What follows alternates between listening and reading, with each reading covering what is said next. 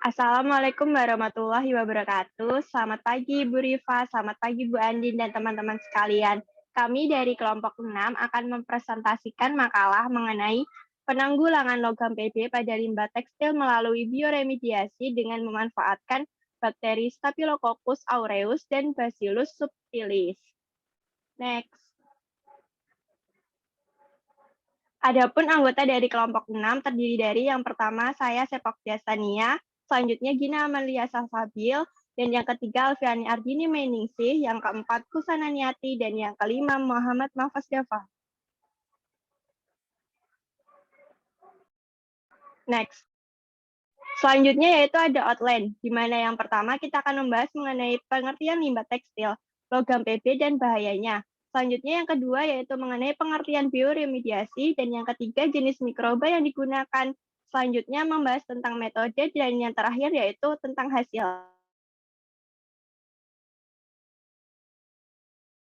Oke, pada bagian pertama akan saya jelaskan pengertian limbah tekstil, logam PB, dan bahayanya. Next.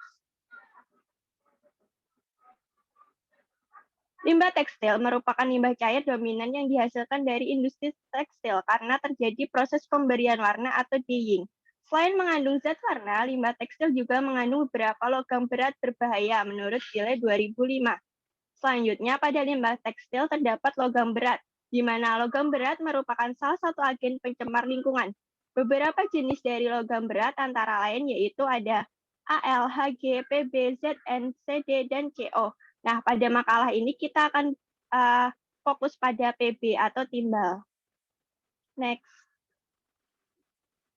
Nah, apa sih itu timbal? Timbal merupakan salah satu golongan 4A yang merupakan unsur logam berwarna abu-abu kebiruan, mempunyai kerapatan yang tinggi, sukar larut dalam air. Apa bahaya dari logam?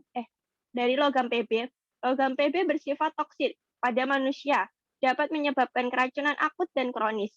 Logam Pb juga dapat menghambat kerja enzim, menurut Widowati 2008 dalam Maulana 2007. Next.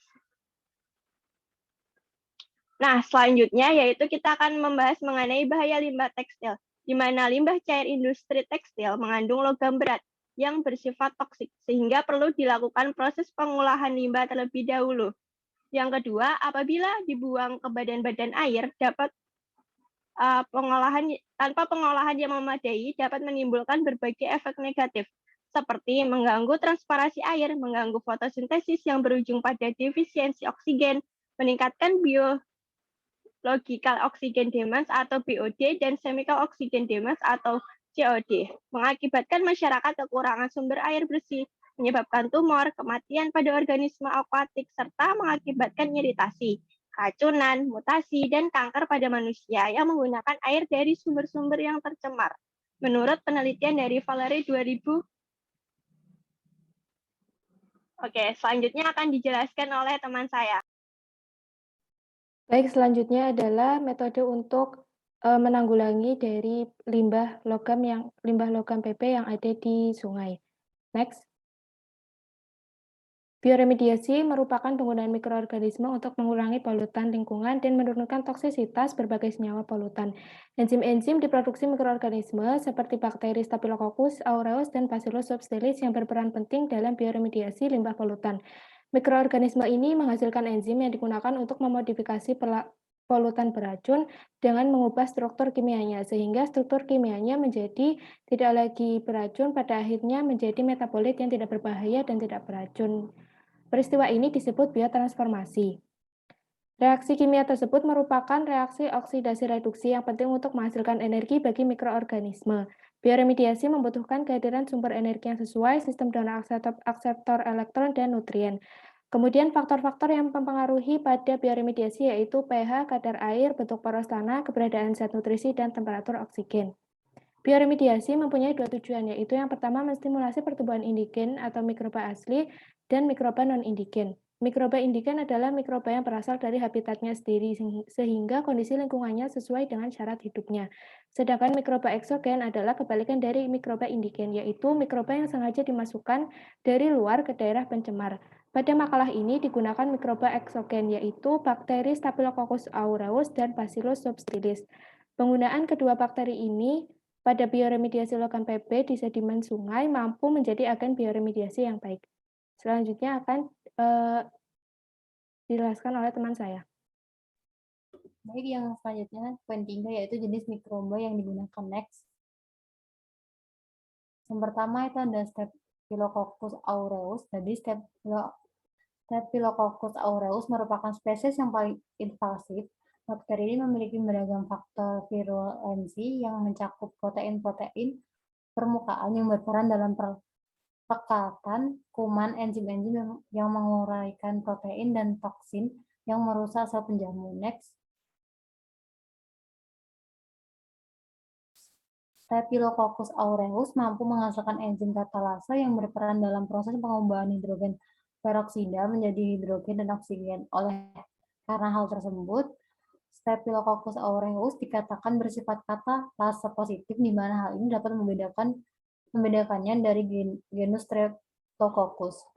Staphylococcus aureus juga menunjukkan kemampuan untuk menghasilkan enzim koagulase yang dapat membedakannya dari Staphylococcus jenis lainnya. Staphylococcus aureus memiliki kemampuan untuk memfermentasikan mannitol menjadi asam. Hal ini dapat dibuktikan bila Staphylococcus aureus dibiarkan dalam agar mannitol, di mana terjadi perubahan pH dan juga perubahan warna dari merah menjadi kuning. Next. Yang kedua yaitu Bacillus subtilis. Jadi Bacillus subtilis itu merupakan bakteri gram positif yang berbentuk bata, dapat tumbuh pada kondisi aerob maupun anaerob. Sporanya tahan terhadap panas, mampu mendegradasi quilandan karbonhidrat. Bacillus subtilis mempunyai sifat yaitu mampu tumbuh pada suhu lebih dari 50 derajat Celcius dan suhu kurang dari 5 derajat Celcius, dan mampu bertahan terhadap pasteurisasi, mampu tumbuh pada konsentrasi garam yang tinggi yaitu lebih dari 10%, dan mampu menghasilkan spora dan mempunyai daya proteolitik yang tinggi dibandingkan mikroba yang lainnya. Selanjutnya akan dijelaskan oleh rekan saya. Yang selanjutnya yaitu metode next. Adapun metode bioremediasi logam PB pada limbah tekstil dengan Staphylococcus aureus dan Bacillus subtilis. Yang pertama untuk alat dan bahan, ada alat yaitu yang pertama bioreaktor bioremediasi skala laboratorium, 2 spektrofotometer UVV 1420 Shimazu, 3 koloni counter, 4 pH meter, 5 spektrofotometer serapan atom atau SSA per element.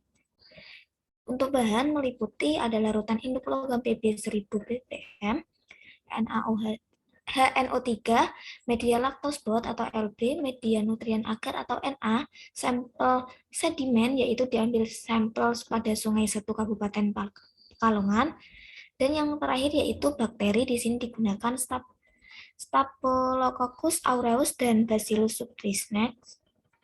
Untuk langkah kerjanya sendiri, yang pertama melakukan uji awal, yaitu di sini yang diuji adalah sampel sedimen pada Sungai Setu. Nah, di sini diamati untuk kandungan bahan logamnya. Yang kedua ada peremajaan. Nah, di sini dilakukan peremajaan dan pembuatan inokulum, yaitu atau tempat yang nantinya dijadikan media perkembangbiakan mikroba, yaitu S. aureus dan B. subtilis. Yang ketiga yaitu pembuatan kurva pertumbuhan. Nah, untuk pembuatan kurva pertumbuhan ini sangatlah penting sebelum dilakukan bioremediasi, karena untuk kurva ini nantinya digunakan sebagai data untuk mendapatkan waktu optimum fase log yang bakteri nantinya akan digunakan sebelum diinokulasikan pada sedimen air limbah tekstil. Nah, untuk yang keempat ada menyiapkan sampel sedimen pada reaktor bioremediasi dan menambahkan mikroba. Nah, untuk mikroba sendiri yang di sini sudah dijelaskan tadi yaitu S. aureus dan B. subtilis, dan di sini juga menggunakan bakteri sebagai kontrol, yaitu kontrol negatif. Di sini berupa bakteri endogen, yaitu bakteri yang sudah ada pada lingkungan sebelum diberikan bakteri lainnya.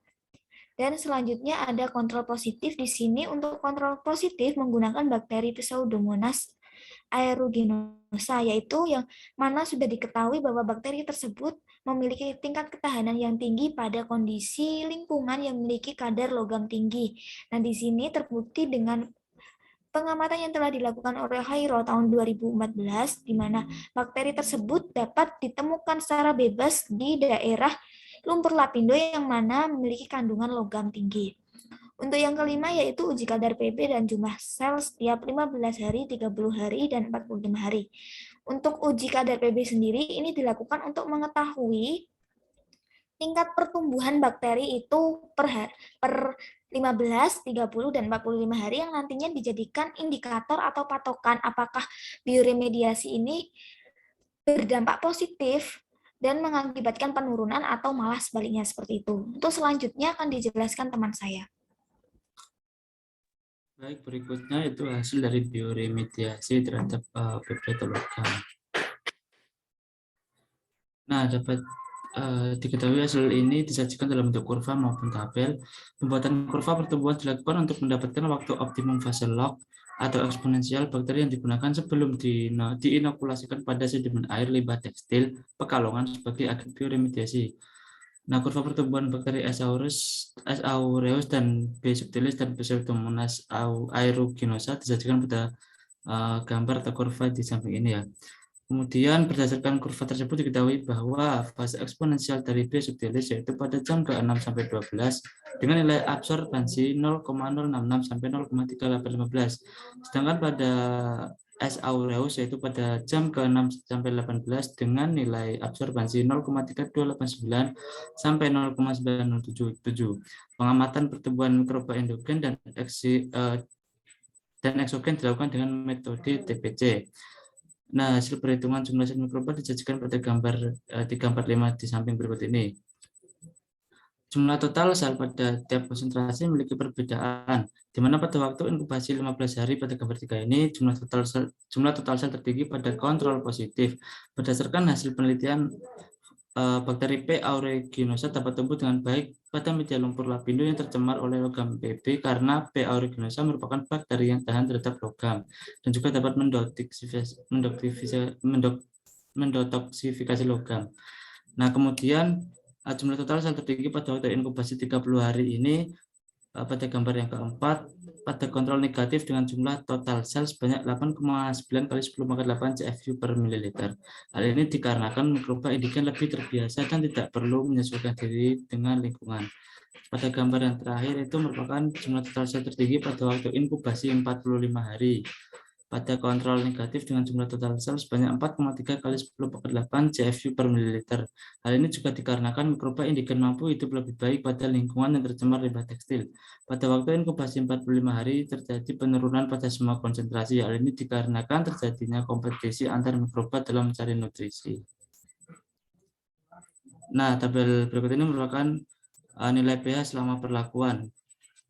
Derajat keasaman pH mempunyai pengaruh yang besar pada aktivitas mikroba untuk mengatasi limbah logam berat. Naik turunnya pH pada media perlakuan menyebabkan proses bioabsorpsi logam Pb oleh bakteri juga mengalami naik turun. Pada pH, basa ion logam secara spontan akan bereaksi dengan ion hidroksida membentuk ikatan logam hidroksida. Sedangkan pada pH asam akan terjadi persaingan antara ion logam dan ion H+ untuk berikatan dengan dinding sel mikroba.